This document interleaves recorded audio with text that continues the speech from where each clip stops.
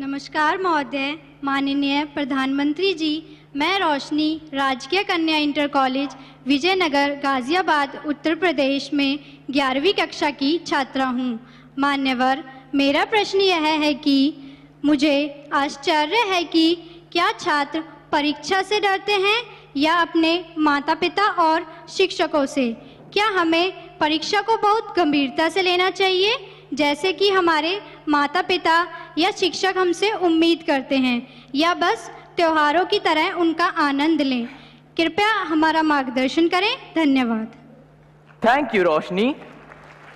5 नदियों के क्षेत्र, गुरुओं की भूमि स्थित समृद्ध राज्य पंजाब के भटिंडा से 10वीं की छात्रा किरणप्रीत इसी विषय पर अपना प्रश्न पूछना चाहती हैं। किरणप्रीत, कृपया अपना प्रश्न पूछें। Good morning, Honorable Prime Minister Sir. My name is Kiranpreet Kaur of class 10th. I study in Doon Public Senior Secondary School, Kalyan Sukha, District Bathinda, Punjab. Sir, my question to you is, how do I deal with my family's disappointment if my results are not good? I don't have negativity against my parents, because I know they need more reassurance than I do. Thank you, sir. Please guide me. धन्यवाद Kiranpreet. Honorable Prime Minister Sir, like many of us, Roshni and Kiranpreet also find it a challenge to deal with the expectations of their parents and teachers. We look forward to your advice. Honorable Sir. रोशनी, क्या कारण है कि आपने जब ये सवाल पूछा तो सबसे ज्यादा तालियां बजी? क्या कारण है?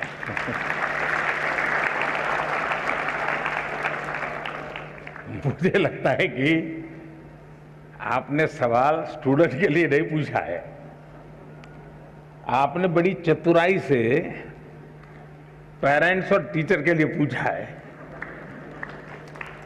और मुझे लगता है कि आप चाहती हैं कि मैं आज यहाँ से हर एक के पेरेंट्स को और टीचर्स को कुछ यहाँ से कह दूं ताकि आपके काम आ जाए।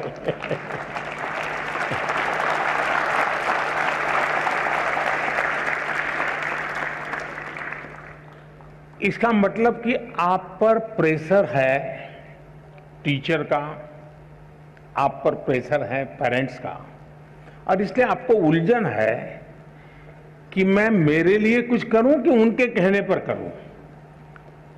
अब उनको समझा नहीं पा रहे हैं और मैं अपना छोड़ नहीं पा रहा हूं। ये आपकी चिंता मैं महसूस कर रहा हूं।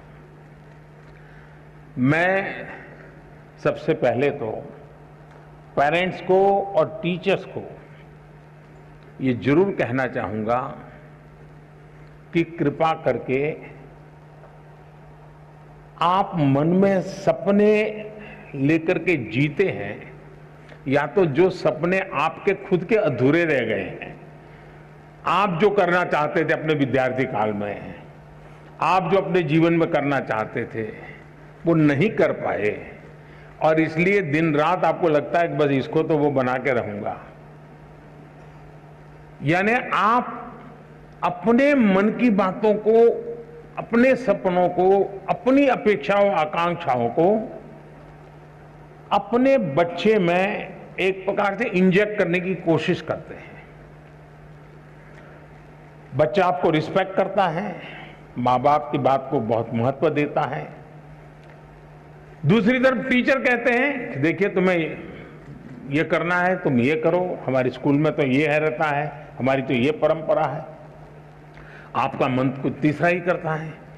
और ज्यादातर हमारे बच्चों के विकास में ये जो कंफ्यूज और कॉन्ट्राडिक्टरी जो प्रभावों के बीच से गुजरना पड़ता है, ये उसके लिए बहुत बड़ी चिंता का विषय होता है।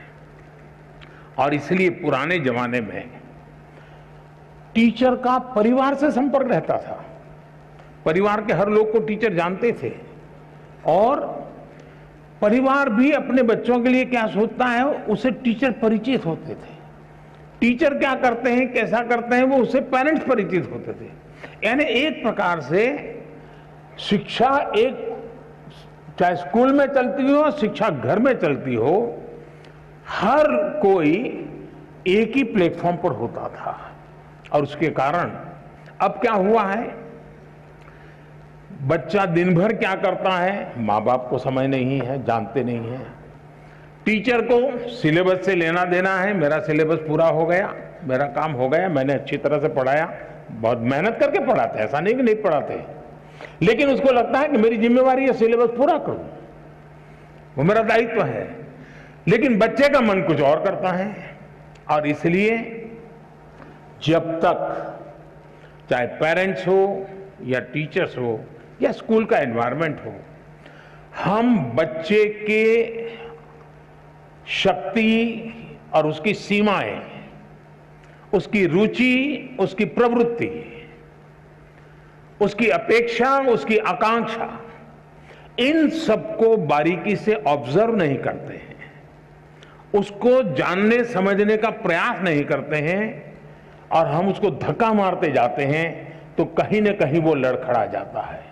और इसलिए मैं रोशनी के माध्यम से सभी पेरेंट्स को, सभी टीचर्स को कहना चाहूंगा कि आप अपने मन की आशा अपेक्षा के अनुसार अपने बच्चों पर बोझ बढ़ जाए, इससे बचने का प्रयास करें।